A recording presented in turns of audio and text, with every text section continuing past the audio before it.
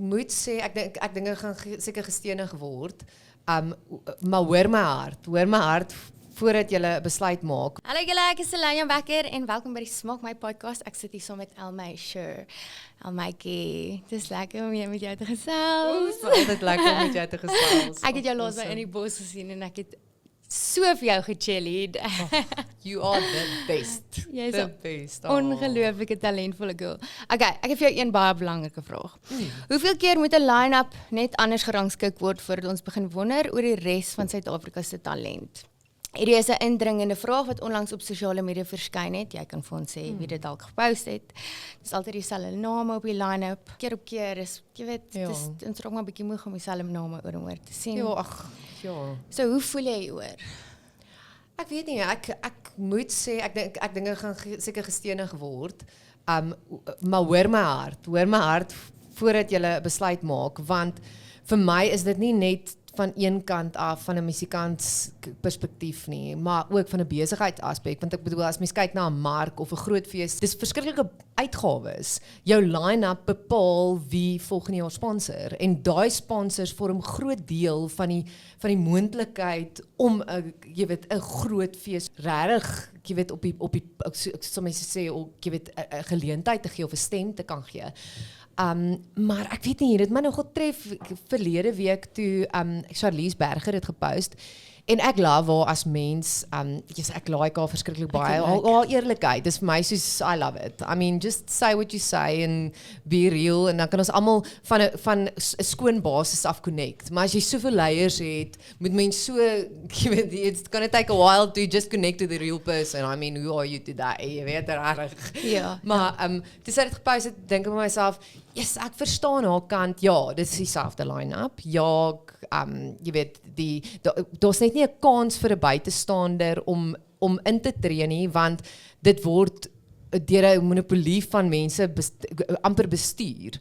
Want hulle hou daarvan om saam met mense te werk, soos sê nou maar byvoorbeeld agente, waarmee hulle al 'n lang pad geloop het. Ek bedoel, dis vir hulle ook as organiseerders 'n groot, jy weet, ding op die spel, dis hulle livelihood. Hulle maak hulle trek 'n salaris van hierdie. So hulle moet seker maak dat dit 'n sukses is. En hoekom gaan hulle 'n kans vat op 'n klomp nuwe musikante wat nie borge kan secure nie?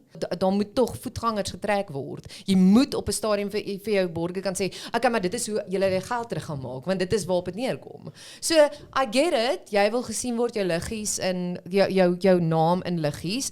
I get that, nee, ek verstaan dit, want dit is tog wat ons wil deel. Dis 'n stuk van ons siel wat ons wil deel met die publiek. Maar ek bedoel, vir hulle is dit is vir hulle 'n risiko. 'n moeëse risiko, want hulle ken nie agente nie, hulle weet nie of jy betroubaar is nie. Hoekom moet hulle dit op spel plaas om vir jou 'n kans te gee? It's not gonna happen. Vir my is dit, I've got a big problem with that, want vir my is dit, as jy 'n probleem het, yes, bring dit op, maar dan moet jy 3 solutions hê. Ja. Because if you get stuck in just to state the obvious, ek bedoel, ons almal weet dit is 'n frustrasie vir ons almal, en as 'n onafhanklike kunstenaar het jy nie daai brands agter jou nie, jy het nie 'n Koleski groep agter jou nie, jy het nie jou marketing team, publishing team heeltyd by jou nie. Dit maak dit moeilik. Ja. Maar ek dink met ontbytsaake wat baie betrokke raak in die kunste ook, gaan dit vir ons as onafhanklike kunstenaars verskriklik baie beteken, want dit is 'n boetie of 'n sissie wat jy in die industrie wil hê. En die oomblik wat hulle gaan step up en they're gonna call the shots, want hulle is, ek bedoel, in baie opsigte dan betrokke. Ek dink dis die enigste manier wat jy ooit so iets gaan oorkom. Anders gaan die line-ups altyd dieselfde bly. It's gonna stay the same. Mic drop. Wat Ja, ek 'n weet nie, ongelooflike antwoord.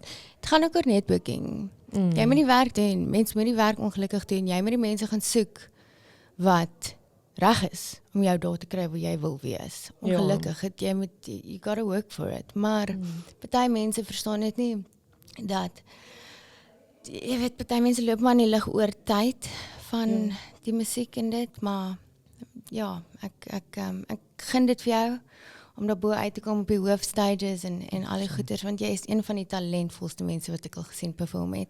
En dat jy dit doen as 'n onafhanklike kunstenaar is ongelooflik. Maar ja,